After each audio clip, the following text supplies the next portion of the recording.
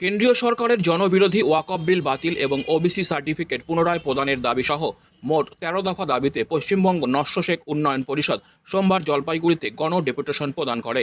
জলপাইগুড়ি জেলা কমিটির আহ্বানে রাজবাড়ী গেট থেকে জেলাশাসকের কার্যালয় পর্যন্ত একটি সুবিশাল মিছিল অনুষ্ঠিত হয়।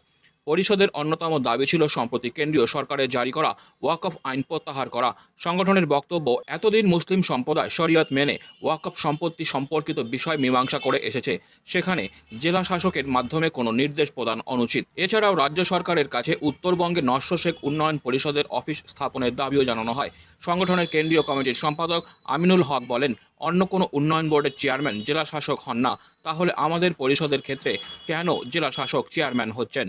পরিষদের পক্ষ থেকে অভিযোগ করা হয়, উন্নয়ন পরিষদ গঠনের সময় রাজ্য সরকার ২ কোটি টাকা বরাদ্দ করলেও এরপর আর কোনো তহবিল বরাদ্দ করা হয়নি। তিনি প্রশ্ন তোলেন, অর্থ না পেলে উন্নয়ন কিভাবে সম্ভব? এদিনের স্মারকলিপি প্রদান কর্মসূচিতে নস্য শেখ সম্প্রদায়ের বিপুল সংখ্যক মানুষ অংশগ্রহণ করেন। সংগঠন স্পষ্ট বার্তা দিয়েছে, তাদের দাবিগুলি দ্রুত পূরণ না হলে তারা বৃহত্তর আন্দোলনে যেতে বাধ্য হবে। আপনারা জানেন যে বর্তমান ভারতবর্ষে একটা বার্নিং ইস্যু, সেটা হলো কেন্দ্রীয় সরকার ওয়াকফ সংশোধনী বিল নিয়ে এসেছে। এই ওয়াকফ সংশোধনী বিল একটা মারাত্মক চক্রান্তমূলক এবং ধ্বংসাত্মক বিল, যেটা ভারতবর্ষের অভ্যন্তরে একটা অশান্তি সৃষ্টি করে দিয়েছে। ওয়াকফ সম্পত্তি মুসলিমদের নিজস্ব সম্পত্তি, এটা দান করা সম্পত্তি, যেটা আল্লাহর নামে তারা দান করে।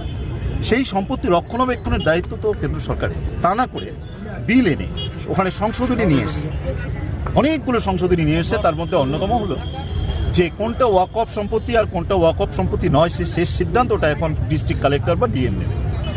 আর সেটা ডিস্ট্রিক্ট ম্যাজিস্ট্রেট বা ডিএম এর কাছ থেকে পারমিশন নিয়ে সব করতে হবে। আপনারা জানেন যে মুসলিমদের একটা এর মৌলিক যে ব্যাপার স্যাপার, সেটা হলো ইবাদত আমল। এই যে ঈদগাহ, মসজিদ, তারপরে মাদ্রাসা, গোরস্থান, সেগুলো তো একটা শরীয়ত মেনে হয়। সেটা কি করে ডিএম এর পারমিশন নিয়ে করা যায়? সেটা সম্ভব নয়। মূল দাবি কি আমরা চাই ওয়াকফ সংশোধনী বিলটাকে কেন্দ্র সরকার প্রত্যাহার করে, এবং সেই সাথে আমরা রাষ্ট্রপতির উদ্দেশ্যে সেটা আজকে দাবি জানাবো। সেই সাথে আমাদের বাংলার মুখ্যমন্ত্রীর কাছে আমাদের 13 দফা দাবি একটা রয়েছে, অনেকগুলো দাবি।